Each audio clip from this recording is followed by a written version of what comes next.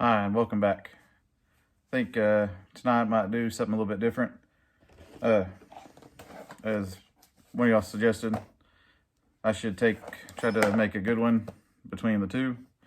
So I'll probably put you over my shoulder and kind of show you how to take the flange tool apart, and then we'll test it and see if we can get one to work in between the both of them. And if we do, then we'll reflange that piece better. That might bring that up a little bit so it's not so far down. And do that and might cut a little bit. That's iffy, but I think tonight we're gonna focus on trying to make one of these work. But let's get over to the bench. It's kind of dirty, but show you how to take one apart and show you what these are kind of doing, so you know exactly what we're up against. Anyways, let's go over there. Not back there, but over there. Sorry about my mess, but this is the one I was going to take back. It doesn't work at all. I'll show you what I mean.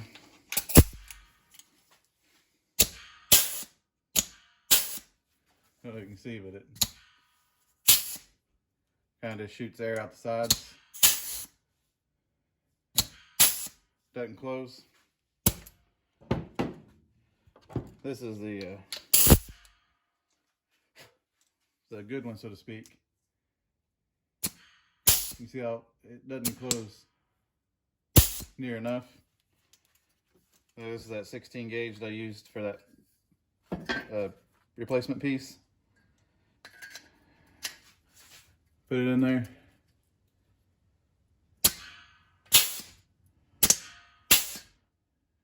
See, it doesn't even make hardly a dent anymore. And the punch side,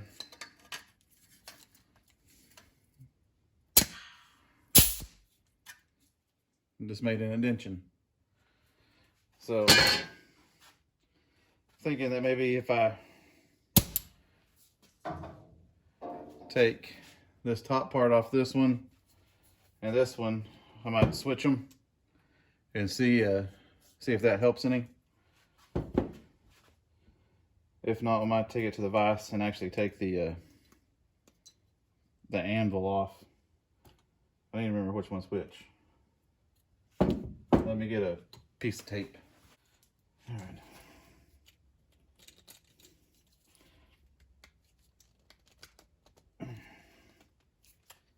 Well, I thought I was gonna take it apart. So easy that one coming apart.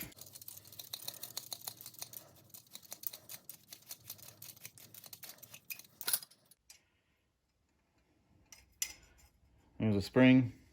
And there's a rod that when you push this shoots up into this. And that pushes that. Oh, I forgot about that washer. Anyways, washer went in there. Pushes that up, which in turn pushes, you can't see it, but pushes this piece up, I believe. Well, let me take this off.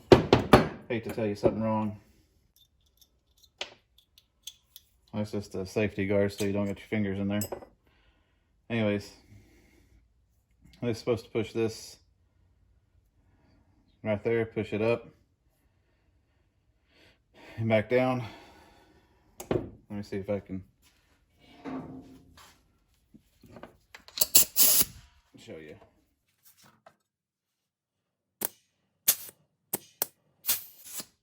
Maybe not.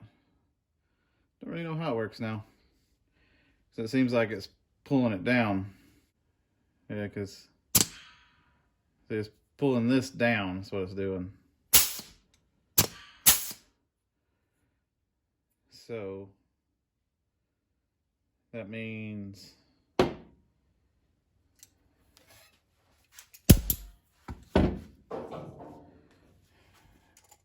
whatever this connects to in there isn't working right.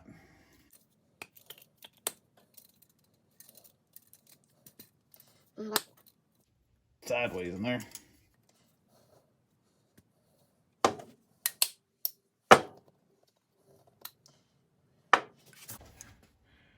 I don't know if you can see in there. That's what the bottom of it looks like. Anyway, air goes in here. There's an O-ring, which has oil on it. And that attaches to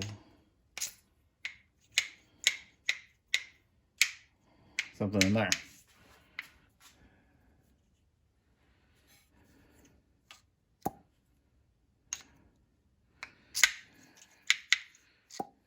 Of course, this has a spring.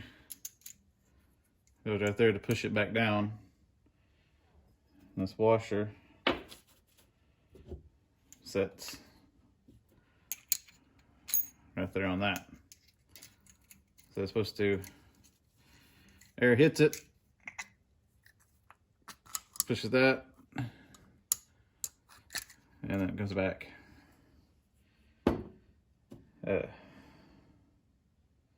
So that's why I'm thinking something in here is messed up. I mean, I could take this off, but I think what I'll do is put this back together. That's probably not the right way to do that. He's got that in there. The hard part is going to get this casing off of this one, because this thing will turn. I may not be able to take this apart. I got those screws set so tight in there you can't take this little plate off. There is a set screw right there I thought that I could adjust, but the Allen wrench just spins in it. We'll try that one.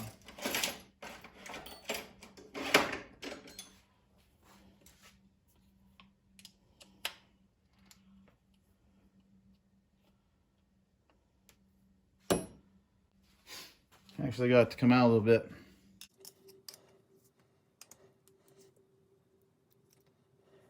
Let's kind of see what that does.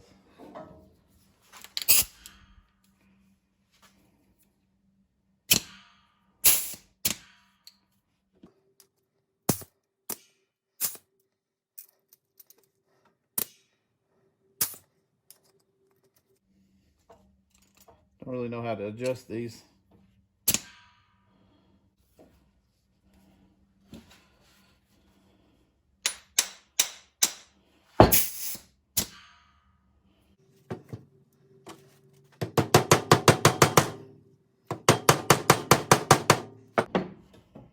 Never get my screwdriver out of there.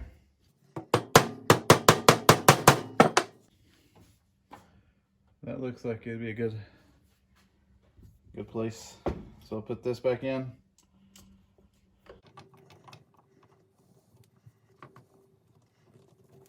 Okay,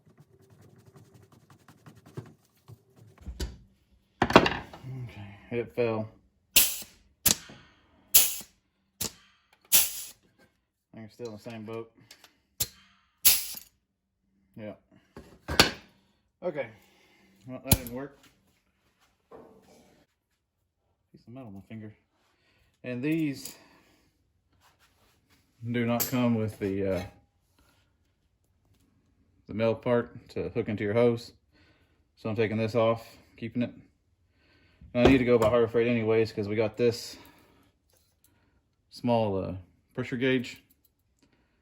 And I need to get a longer chuck here because the one for the tank is a longer male end and this is a short end. And I looked everywhere and I don't have one, so had to get one for this, and then we can put that on the tank and kind of regulate the pressure a little bit. And we'll take this one back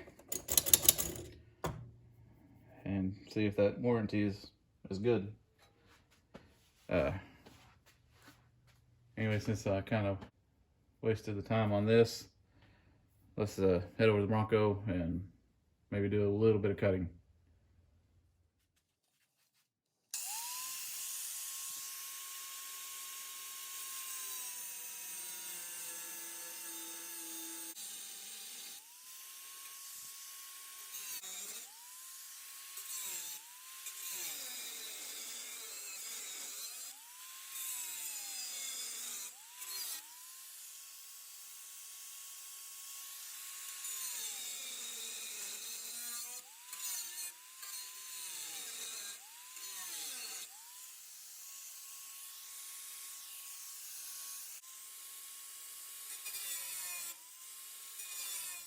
Now we got this cut through here. It looks kind of bad. And especially up here at top, I can't seem to find a way to get a good good line on it. I have to may have to cut it without trying to film it so I can see it better. But anyways, at least we got this somewhat cut out through here. We'll have to snip this off down here. Anyways, got a little bit done tonight, other than messing with that flange tool. Well, sorry about the lack of content tonight. I thought maybe we could combine those flange tools and make one good one. But that one is just too tight everywhere. I can't open it like I do the other one, and the screws are even too tight. I started stripping them out. So we'll just end up taking those back. I think I can take them back this weekend. I think we're going towards a place that has Harbor Freight, so we'll get that taken care of. And I may have to just cut out that top piece without filming. It's kind of hard to see, and I don't want to mess it up too bad. So I'll cut that out, show you what it looks like. Then we'll treat that brace and start fitting that pan in. Figure we're gonna have to use some angle iron and a vise, kind of bend it, the part that goes up to the transmission tunnel, and I'll probably end up cutting the bottom flange off. Let me go get it and I'll show you what I mean. This is the pan we're gonna use. It's a full replacement pan, but my original plan was to cut it right here, but I was advised that these aren't the best quality, so they probably won't line up with the original, so we're cutting the whole thing out. And this needs to be bent back, and this whole side over here, all the way down about here, needs to be bent out. So my idea was to get these pieces, put them in a vise, and just push on it. May have to split this in order to bend that and bend that out. Might even have to split this too. But whatever we split, we'll weld back up. And this part here, I'm probably gonna cut it at the seam, just straight down. Because if you leave this on, I believe that the brace that the inner rocker welds to won't be flush, because the inner rocker laps over this panel, or this pan, and it'll kick it out. So we'll probably end up cutting this along the seam here, all the way down, and then we'll have to get that flange tool and punch holes all the way around and all the way around here. I might have to drill these ones since there's not much material. But the rest of them should be able to punch when I get a new punch.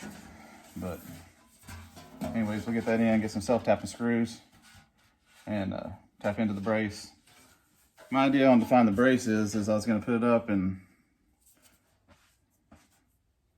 where I think it goes, and then spray paint underneath it, so I know exactly where the brace is here. This won't touch that back brace. It'll almost butt up to it, and we won't punch any holes down here because the little pan, this little pan here is gonna set over it. It'll be right here. We'll have to punch holes right here and drill holes in here. Of course, you know, punch holes here and here and here and all the way on this side, because this is the piece that we got our new flange, or our new panel we built. We'll go up underneath it and we'll weld it to this.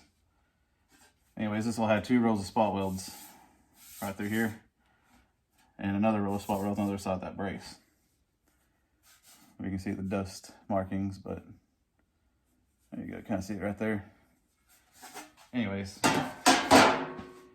that's how I'm planning on doing that. And then once those are in, we can put the inner rocker on, like I've been saying for months now, and start getting stuff buttoned up. But it's getting late. I gotta tuck my kiddos in, so I think I'm gonna call it here. Again, sorry we didn't get much done on the Bronco tonight. I thought I could make one good tool out of those 2, but it just wasn't gonna happen. And we'll get a new tool, and if the insurance works, I'll get the insurance again. Yeah, anyways, over time, I plan on buying better tools, so hopefully this won't happen again. But for the meantime, Harbor Freight is my place to go for a lot of stuff. So, but anyways, thank you to my new subscribers. Please like, share, subscribe. Liking really helps the channel out in the algorithm. It puts my stuff out there more. It really helps the channel grow, and liking it and commenting and subscribing really puts my channel out in YouTube. Helps more people see it. But and the more people that see it, there's more people that can give me advice. I can really use all the advice I can get. But anyways, again, please like, comment, and subscribe. I post every Monday, Wednesday, Friday, as you probably already know. If you're new to the channel, that's my schedule. Usually something with the Bronco. Except for tonight, we messed with that flange tool way too long. But anyway, if you like what you see, please like, comment, and subscribe. Like I said, I really appreciate the new subscribers. It means a lot to me. I've never made it to this far. I think I'm at 129 right now, last time I checked. And like I said before, I never expect to get, 10 people to subscribe or really care enough to watch what I'm doing, but it does mean a lot. And I'm really grateful for everybody and all the people that's been helping me. I'm just extremely grateful. On that note, I'll end it here, and I'll see you on the next.